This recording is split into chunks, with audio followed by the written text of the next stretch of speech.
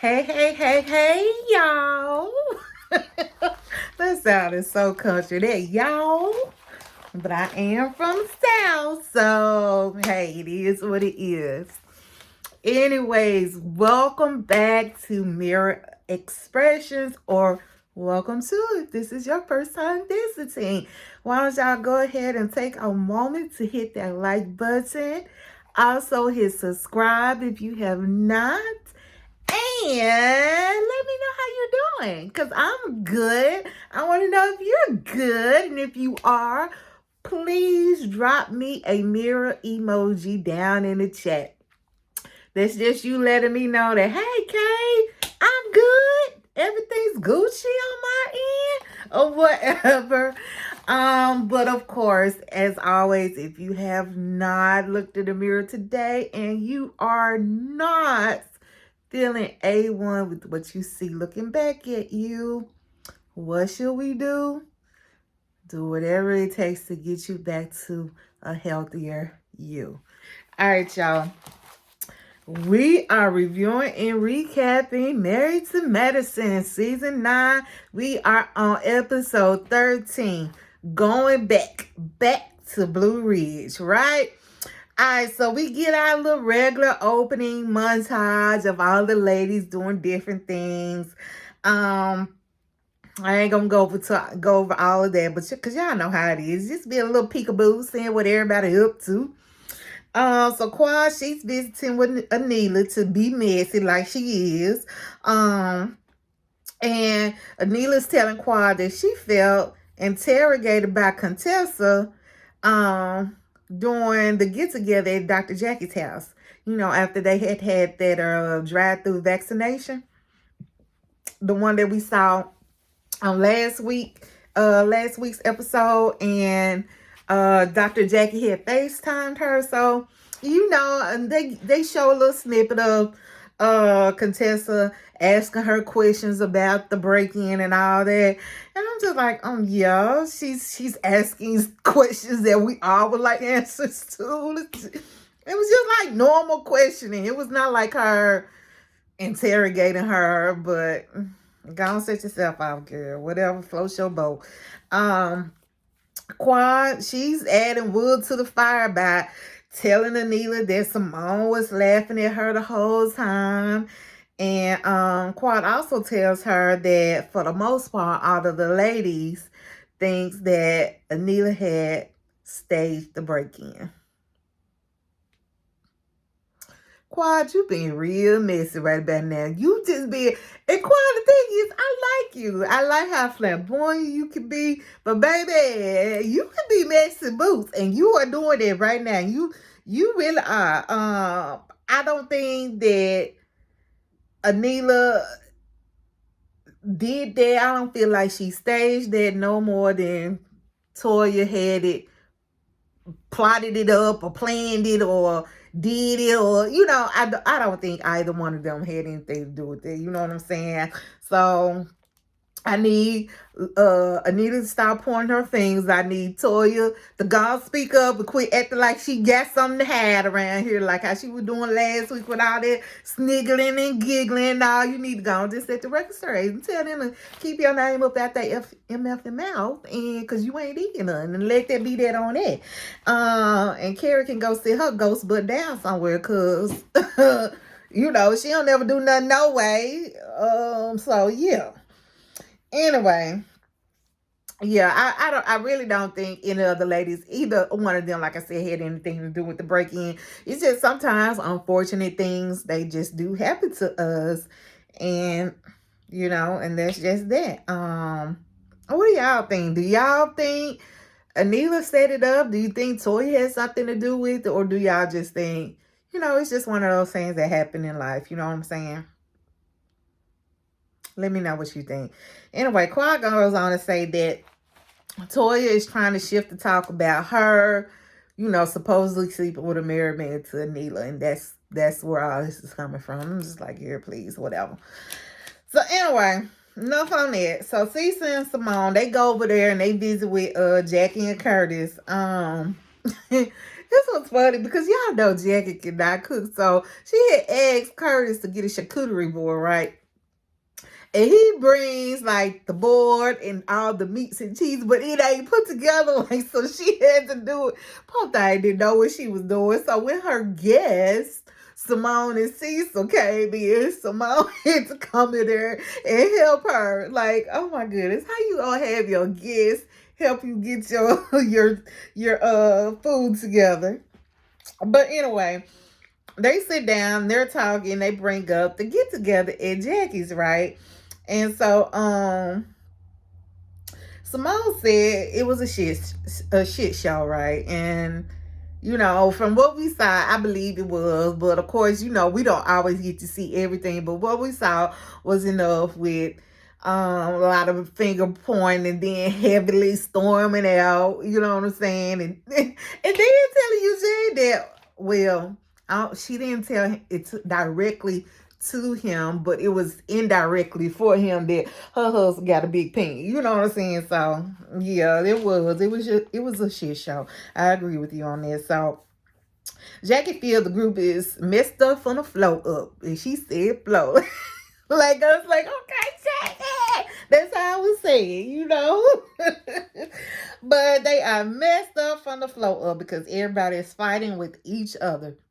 So Jackie wants to know how to remedy the problem, right? This little thing getting on my problem. It always does. Okay. So she wants to know how they can remedy the problem, right? And Cecil says, you know, he doesn't think the women can get together without fighting. And then Curtis was just like, he suggested that they go back to Blue Ridge Mountain where it all started. Now, was it just me? Or did all of that look very rehearsed? Like, the fact that just the whole way that the conversation unfolded was to get to the point of going back to Blue Ridge Mountain. And it just seemed like it was very rehearsed. It did not come across as genuine. You know what I'm saying? But anyway, just my 2 cents. So Simone thinks that's a good idea because they had such a fun time there before, and that many of their friendships and relationships were strengthened when they were there the first time, right? So she did say that they may be the only black people considering the time of year. And I'm just like, I'm pretty sure you may be the only black people any time of the year. I don't think it's gonna be too many of us down there, but not too many at any point in time. So anyway, Anila and Kieran, y'all, they got Mrs. Gomez to come back. I said, let me find out that this was a planned storyline. Like, it's something in me that, like, my gut, my intuition, like, it's just, this picture it ain't coming across like I feel like they wanted to, and it's just looking very plain, like they told her, because how all this just happened to go down when they were filmed. I feel like they told her, we're going to send you on a vacation, and we're going to act like you quitting, but you're going to come back. And they probably gave her a little bit extra money to go along with this whole shenanigan. Like, I don't know, y'all. I don't know. Because if she left for the reason she said she left, which was to go be with her own family, what would make you come back? And you done been with these folks like 5-6 years at this point. Like, what would make, yeah. Let me find out. That old boring storyline was made up. Oh, child. I'm just like, boring and plain. Okay, I'm gonna get out for. I want to know. Did y'all get that? Do y'all get that feeling? Do y'all feel like it's a planned storyline? I want to know, like, honestly. Okay, I'm done. Let me keep it moving.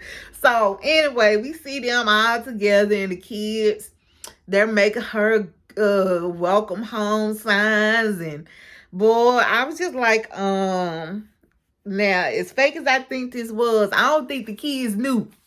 I don't think they knew, so I think their reactions were true. And cause they were truly happy to have her back. I will say that much. They were, especially the little baby boy. He was just like, yes, get my pinto beans. Cause they mama ain't doing shit. And she can't cook either. So I think they were happy to have Mrs. Gomez back. So it's finally competition day for Contessa. She's on the top. She's already wherever the competition is. She's already there. And so she's talking to Scott and the kids before they get ready to head her way, and before she gets ready, to just start getting herself together. And so Scott, the kids, Contessa's dad, we saw a couple more people with them because they all dressed like in their t-shirts. It said hot dog.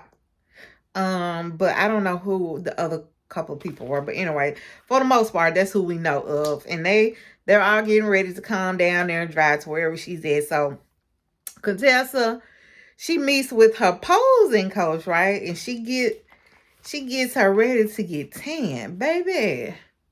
Y'all, Anila dropped that robe and was butt booty naked. And baby, that thing was thangin'. That thing was thangin'. I said, I cannot wait to see her on stage. Her body was so hot. It really was. And of course, they had blurred out her boob and her vajayjay and all that. But Contessa looked good. And so they end up, getting her a little thing they do, temporary tube. I don't know, to spray tan her. And it was just like her posing coach said, it just helps to accentuate her muscles or whatever. I didn't know they did that on darker complexion women. Like, I didn't even know. I thought maybe it was just like for like a beauty type of thing. I didn't know it helped to accentuate the muscles as well. So that was something different to learn. But anyway, the family starts to arrive. And y'all, right, I told you they got on the shirt that say hot dog. I love it. But I don't know, did y'all notice that when they got ready to sit down, they had to push somebody up at their seat? I was like, no, we got this whole front row reserved. Oh, girl just got up and left like she was straight embarrassed. Like, yup, this was caught on camera, boo. We gonna see it on national TV. Oh, that was just so funny to me. So, anyway, Layla, the baby girl, so Scott, was just asking them, are they ready to see their mom, blah, blah, blah. So Layla was just like, no, I don't want to see mommy naked. And she covering her eyes and turning around in the back of the seat, putting her face down. I was like, girl, you doing too much now. You know what I'm saying? I mean, you turn around, sit down, sit up, and shut up. Oh, just kidding, y'all. I'm just kidding. Children will be children. So, Contessa comes out. And I was like, okay, girl, I see you. Y'all, Contessa looks so darn good. Even like her little walk and her posing, her muscles was cut. I'm thinking, like, when did this happen? Because last I saw, we didn't see all these little cut muscles. Like, and this was just what? 2 episodes ago, we last saw her when she first met. What's the last episode? Anyway, y'all, it ain't been that long. Like, you done cut the muscles like this. Where was all that hiding? I'm like, oh, child. I think part of it, too, is how you hold yourself. And so you make those muscles pop out more. But I was like, okay, girl, I see you. And she ended up winning first place, y'all. I ain't gonna lie. When they said that she won first place, I was kind of like, I wonder did that happen because they got these cameras on her. Like, did she really win it? Did she really, really win it? I don't know, but it looked like she had, like, when she got to the bag and they all came back, was congratulating and hugging her. It looked like she had like maybe 2 or 3 medals on. So I don't know what all of those were for because they didn't mention it. But anyway, good job, Contessa. You look great. You did it. You won. You know. So yeah, I'm proud of you. I know she was saying that how this time last year, you know, her family was in such a disarray, and she was just glad to see them all come together and support her, and see that especially she and Scott are back in such a better place than they were last year, right? So the next thing we see everybody getting ready for the Blue Ridge trip, right? So Cecil and Simone, they're packing. Quad is on FaceTime with Audra, being messy, asking her how she's feeling since this will be the first time she's seen Toya. And then she gonna ask since she attacked you. I'm just like, now Quad, that ain't exactly what happened, Miss Quad. Miss Quad. I think it was the other way around, boo. I think it was the other way around. So Eugene and Toya, they're packing. And he asked her, what would you like to see happen? So Toya said she wants Jackie to tell Audrey that this ain't what the group is about. I'm thinking like, why you gotta put that on Jackie? You know what I'm saying? So only thing I could come up with was maybe because Jackie is always trying to be the mediator, the peacemaker. Like in the very first season, she had that lemon squeeze, and I said it's either that or maybe because she planned the trip. I don't know, but I was just like, okay, why are you leaving it to Jackie to take up for your own self? You know what I'm saying? And then she says that she wants to confront Anila about the cheating rumor.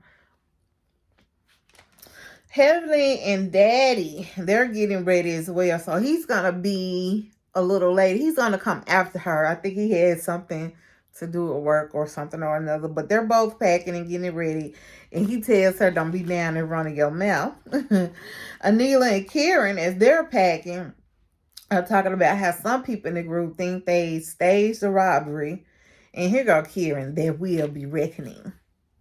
Don't be trying to threaten nobody, Karen. You ain't finna do nothing. You ain't gonna bust a grape. I'm just talking. Y'all know what you would do. But anyway, so Simone, Jackie, Cecil, and Curtis, they're all riding together toward the Blue Ridge, right? And they're discussing some of the things that they want to see happen on the trip, right?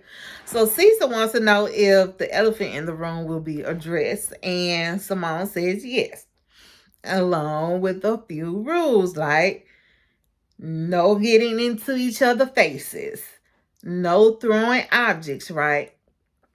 And no fighting, or you gonna have to get out. You gonna have to G out, right?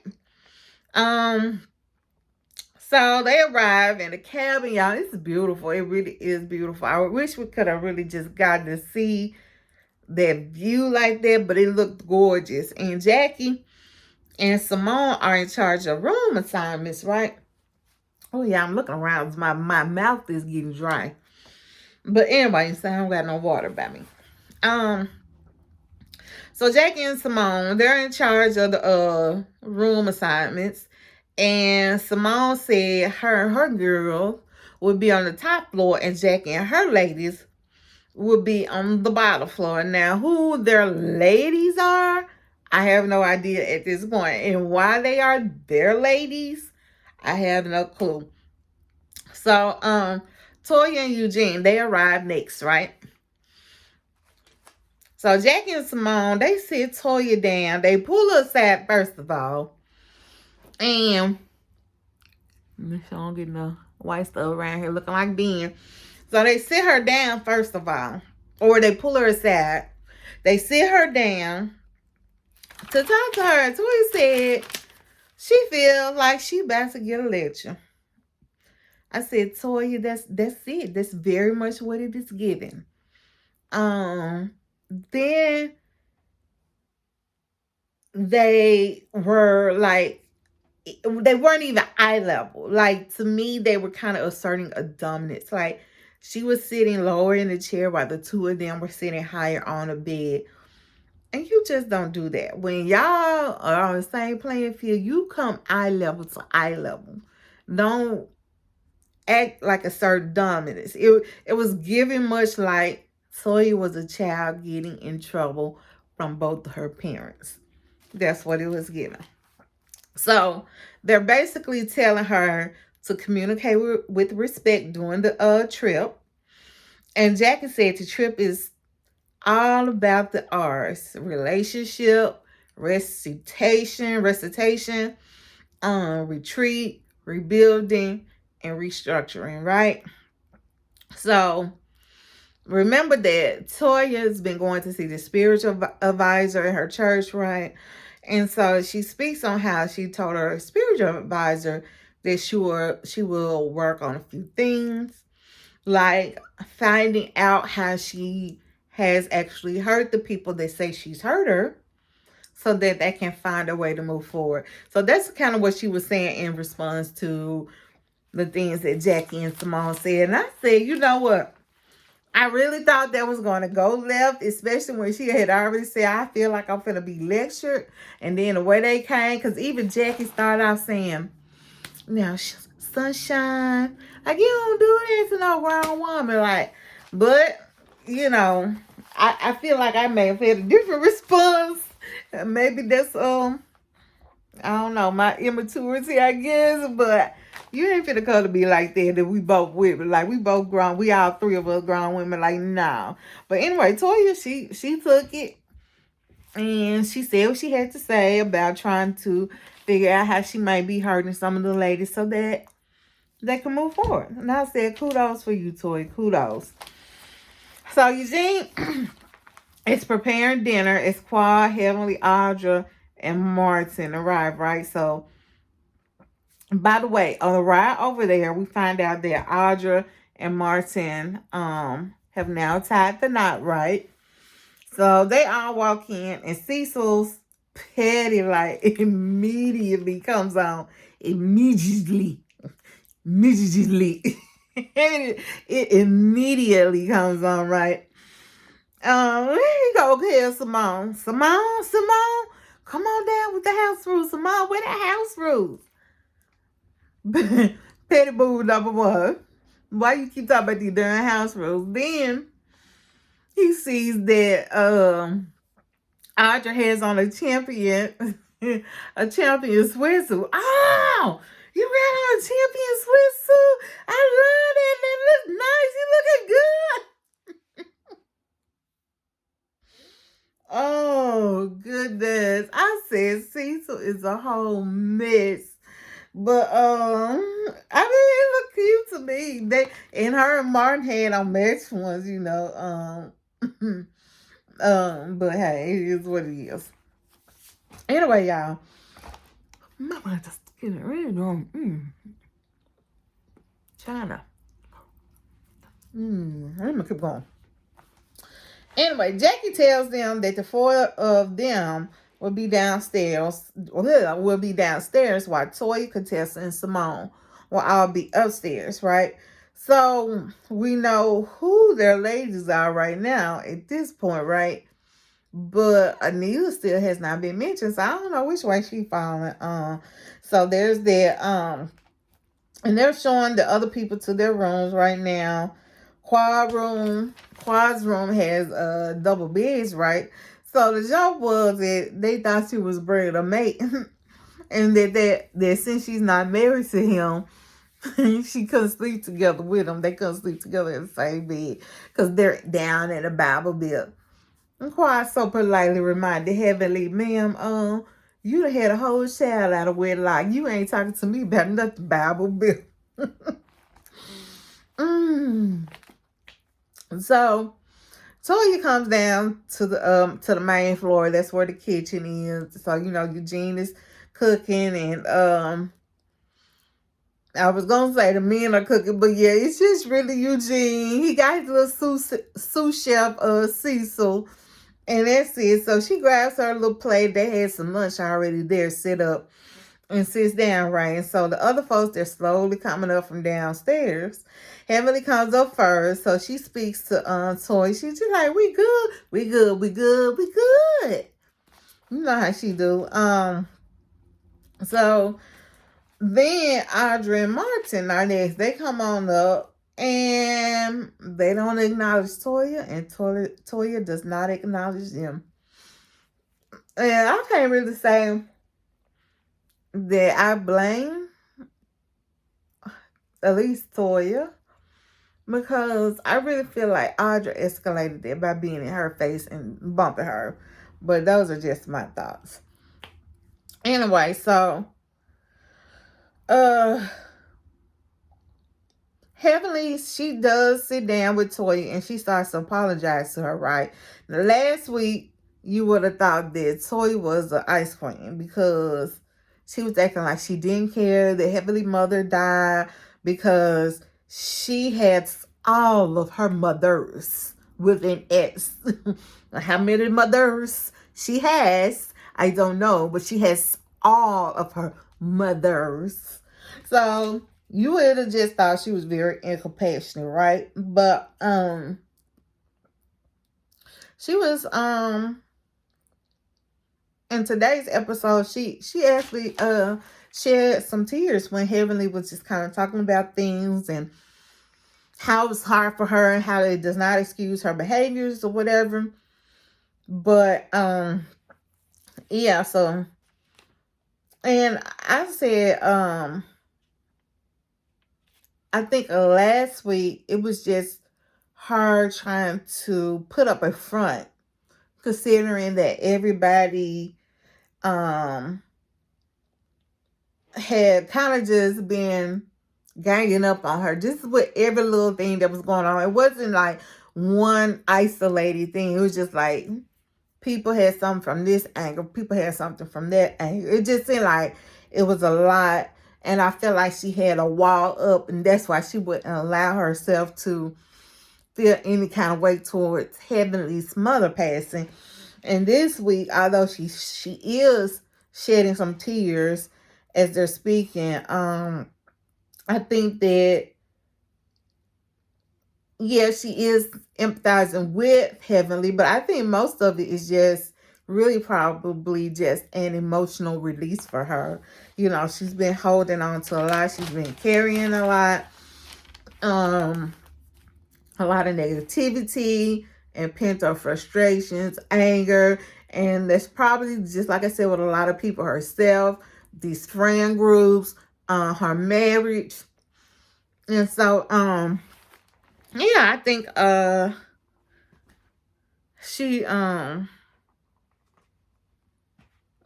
just kind of let the floodgates kind of go just a little bit, but she didn't really want to. You can tell that. Okay, we getting there, y'all. We getting there. Y'all give me just a minute.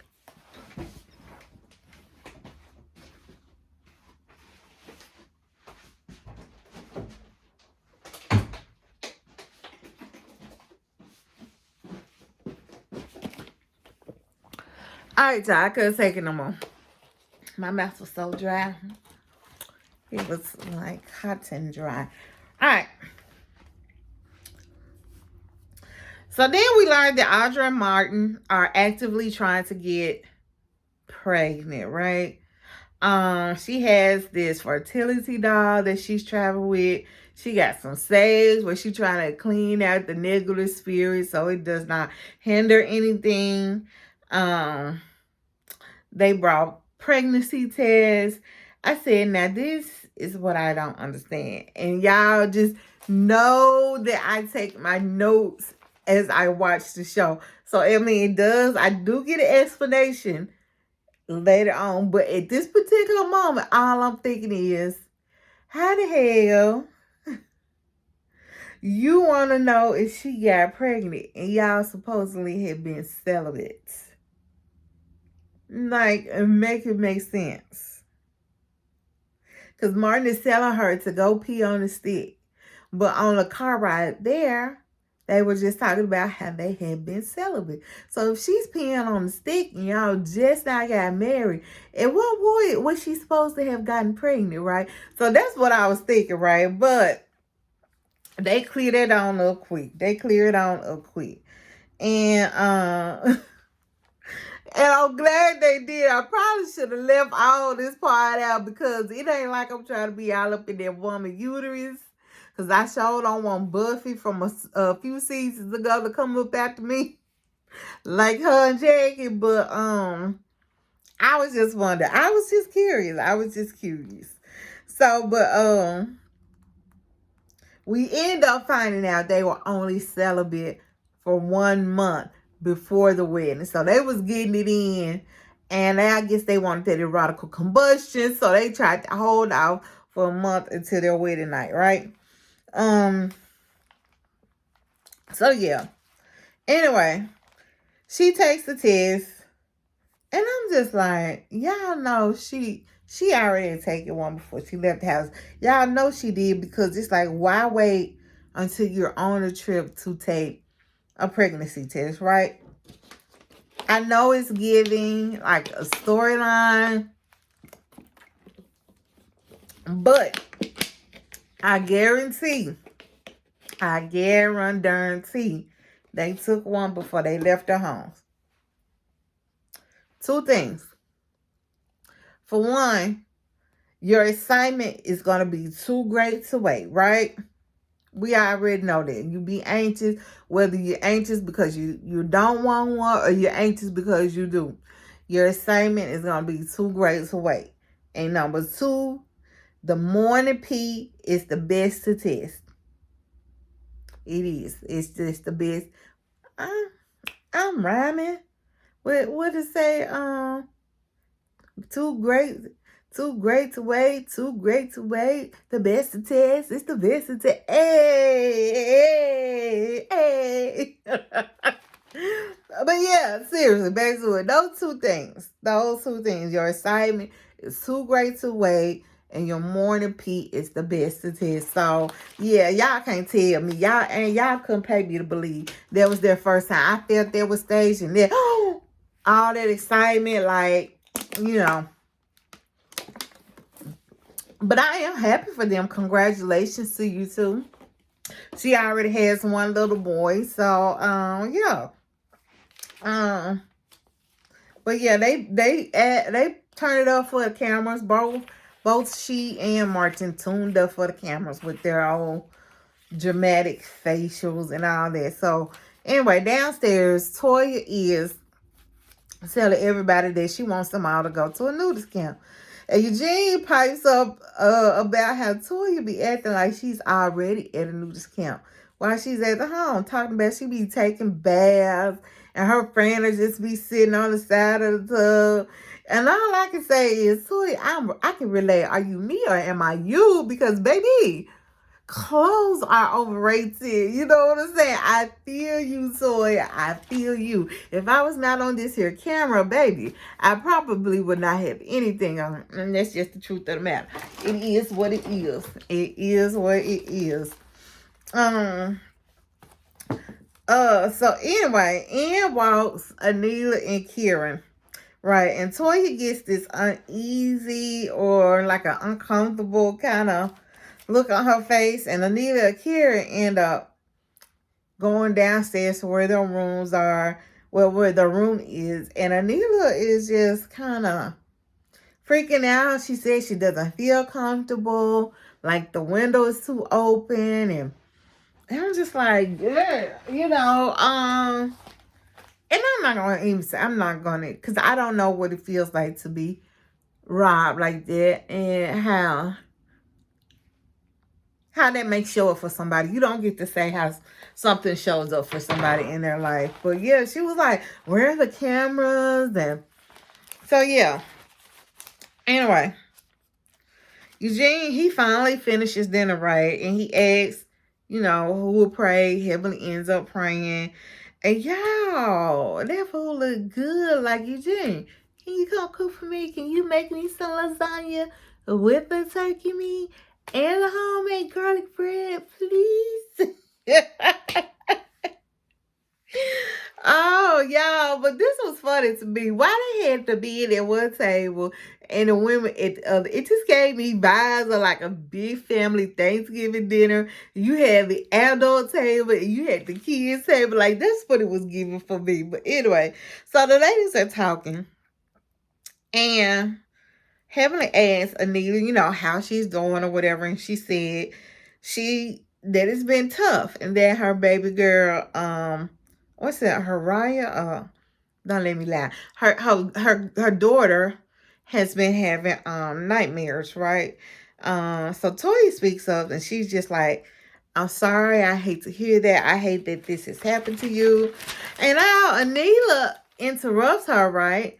And she's just like, does anyone else think that I was set up?